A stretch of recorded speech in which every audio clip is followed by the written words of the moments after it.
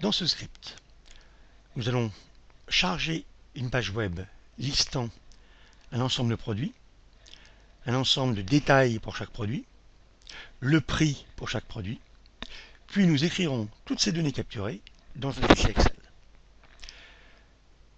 Dans tout script de capture de données, la première chose à faire, c'est d'aller jusqu'à la page où se trouvent les données à capturer.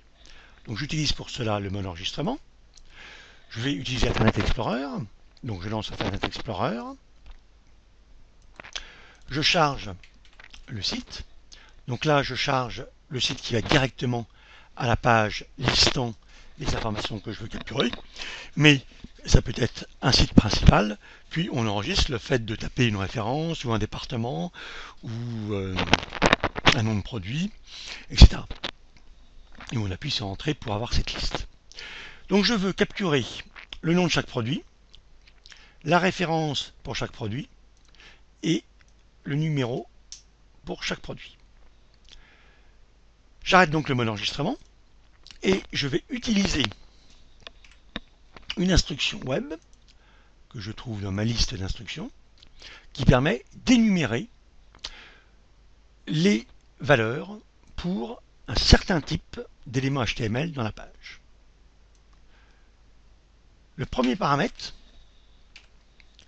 c'est le critère qu'on veut utiliser. Donc j'utilise l'espion et je veux lui dire en cliquant sur espion que je vais récupérer tous les éléments HTML qui ont comme balise H3 et qu'utilise la classe pour la CNEM ou je vais prendre celui-ci, j'utilise l'ID item 1. Comme produit 2 va utiliser l'item 2, le produit 3 l'item 3, je vais lui dire de prendre tous les objets HTML de type H3 dont l'ID commence par item. Donc je mets étoile. Mon deuxième paramètre, c'est je veux récupérer un texte. Donc ça, c'était content. Et je mets le contenu pour chacun des éléments dans un tableau. Il faut donc que je définisse. Et je sais qu'il y a un maximum de 10 noms par page. Je fais la même chose pour les deux autres. Si je ne connais pas par avance le nombre d'éléments que je vais trouver, enum HTML attribute values me renvoie ce nombre d'éléments, donc dans red j'aurai 10. Et donc maintenant je veux les détails. Alors les détails, je retourne avec l'espion. Je pointe avec l'espion uniquement ma partie détail. Je vois que là c'est un paragraphe. Je peux que récupérer à nouveau le texte que dans la propriété content, donc c'est ce que je vais utiliser. Et donc je colle à nouveau. Alors là j'ai un double cote, voilà. Et je donne comme nom détail. Et je définis mon tableau. Le dernier, je vais l'appeler ref de 10. Donc je vais l'appeler ici ref. À nouveau, j'appelle l'espion pour trouver l'ensemble des éléments dont je veux la référence. Là, il y a un petit changement. J'ai comme propriété disponible OuterText. Je vais donc demander quelles sont les différentes valeurs pour la propriété OuterText pour tous les éléments span de classe égale référence. Donc là, c'est OuterText.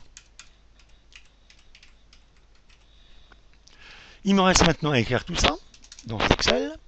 Donc je regarde dans ma liste d'instructions, j'ai les instructions Excel. Je glisse dépose Write Excel. Premier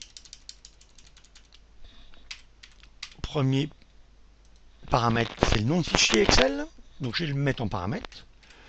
Deuxième, c'est d'où à où, dans quelle cellule je vais écrire mon tableau. Donc d'abord la première colonne, donc A, nom $. Puis ma deuxième colonne, puis ma troisième. Donc deuxième colonne, c'est B. B. Là, j'écris mon tableau détail. Mon troisième tableau, c'est ref. que je mets en colonne C1, C10. Puisque ma page est déjà chargée, je vais mettre en commentaire cette ligne, j'exécute pour faire mon extraction. Ah, le tableau n'existe pas. Effectivement, je vais spécifier fichier $, égale data.xlsx. Il faut que le fichier, enfin que data.xlsx soit dans le même répertoire que le nom du script, sinon il faut mettre le chemin complet. Donc je lance l'exécution. Et maintenant je peux récupérer mon fichier Excel. Donc je vais l'ouvrir. Et il me donne en colonne A l'ensemble des noms de produits, l'ensemble des détails, l'ensemble des références. Si maintenant j'ai N pages, je peux récupérer par exemple cette URL. Et donc là, c'est page 1. Et je pourrais dire naviguer à la page 2, naviguer à la page 3. Donc ça, c'est une instruction qui s'appelle navigate. Et je peux, donc pour chaque page, lancer ma procédure de récupération de données comme on vient de le faire pour une certaine page. Et je peux, en programmant un tout petit peu, dire que c'est plus la page 3, mais dans une boucle, dire que je veux traiter la page 1, la page 2, la page 3, la page 4, la page 6. C'est la fin.